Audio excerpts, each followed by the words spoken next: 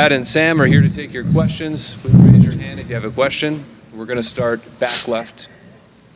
Brad, first, just can you take us through that second goal? Obviously, that's a highlight that I'm sure is going to live on for quite some time. It started with a great stick at our line from Lusty, and then I just tried to get inside and get a puck on net. I don't really, to be honest, know what happened. I haven't seen a replay. It just found its way in, so it's a good feeling. Front right. Sam, just what can you say about the playoff the guy beside you's put in? Another 2 goals tonight, 10 goals in the playoffs. I mean, it's those big moments when you need guys to step up. Time and time again, he's there to produce. Yeah, I'll stop. That's good. Front left.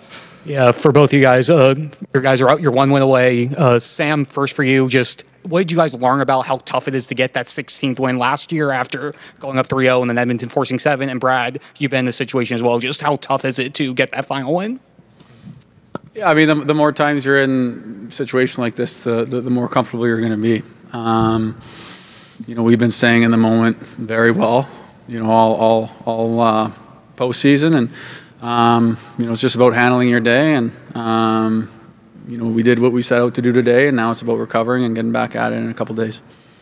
Front right. Sam, felt like maybe you had a bit more to say about Brad there. Last time you guys were at the podium, he gave you the cue to wrap it up. I'm just wondering what stands out about his personality and how he influences the team with his voice. That's what you need at this time of year. You know, everyone's nervous at times, and when you got personalities like that in the room, it just settles everything down, and we're all about having fun here. Back left. Sam, your line has been tasked with guarding McDavid's line or Draisaitl throughout the series, and how good did it feel to see Barkov get on the score sheet at even strength and create a goal against that line? Yeah, I mean, it's a team effort defending guys like that. You know, we've known all series that, you know, the challenge is there for us. You know, no one really cares in our locker room who's producing at when. It's just a matter that someone is at the right times, and that's what we've had. Front right. Brad, after all you've seen and done, do you still get nervous? Not really, no. To be honest with you, I said this to my wife, the most nervous I've been in years was before game 1, just the amount of time we had kind of leading up to it. But that morning when I woke up, it kind of left. It's more just kind of sitting waiting, you know, more just antsy than anything, but not nervous. I mean, it's going to play out the way it's going to play out, and said it a ton of times, we're just enjoying the moment. And it's a special time, special memories we're going to have forever. So yeah, just not really nervous, just excited. Right side, second row. Sam, you talked about how you guys defended tonight. What was, I guess, the key to limiting their guys tonight? Was that the best that you guys played defensively? It seemed like even like you were upset when McDavid did get that goal, just the way that you guys had played defensively tonight. I think I'm upset every time they get a goal. But no, I think when we're moving like we are, you know, we're supporting the puck both offensively and defensively. That's when we're at our best. You know, we've talked about take away their time and space, make them as uncomfortable as we possibly can, and that leads to a lot of our offense. So that's what our focus is. Take a few more for the guys on the right side standing up. Yeah, Sam here. It's Pierre. I'm thinking about the kind of defensive performance your team had tonight that seems to come naturally when you guys really need it. And when Paul Maurice was hired 3 years ago, your team led the league in offense, had won the President's Trophy, but your GM said at the time that he made the hire to change the way you guys play come playoff time. Is tonight an example of that kind of hire coming through? Yeah, I mean, you know, certainly it's the mindset of the group. You know, we're all bought into it. It feels like when we're defending at our best, we have the puck a little bit more. You know, you learn when it doesn't go well. When you know, certainly from game to game, there's improvements we can make, and you know, I think we were probably defending a little bit less because maybe we had the puck a little bit because we're supporting it that much more, and that's what makes it better when we're defending. Left side, second row. Brad, you're the first player in NHL history to score 5 goals in a Stanley Cup final on 2 different teams. What would a young Brad Marchand from 2011 say about this Brad Marchand in 2025? Man, that guy's good looking. probably be it.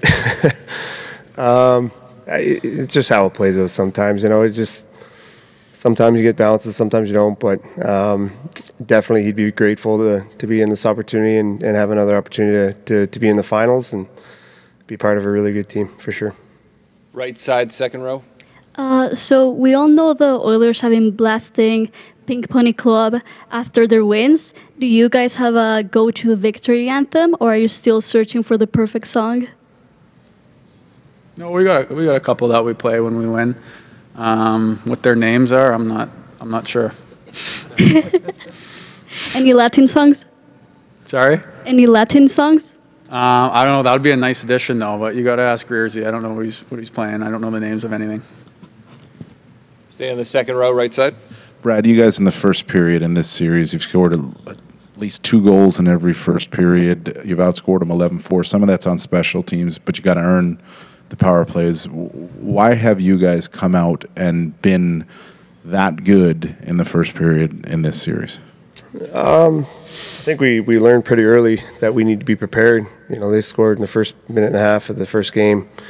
They have the ability to take over from the drop of the puck. So I think it's just an example of understanding that we need to be prepared for the start of games and to be able to match their their skill level and their ability to score. If we want to defend that, we've got to be prepared to play. We'll take 2 more questions, left side, front row.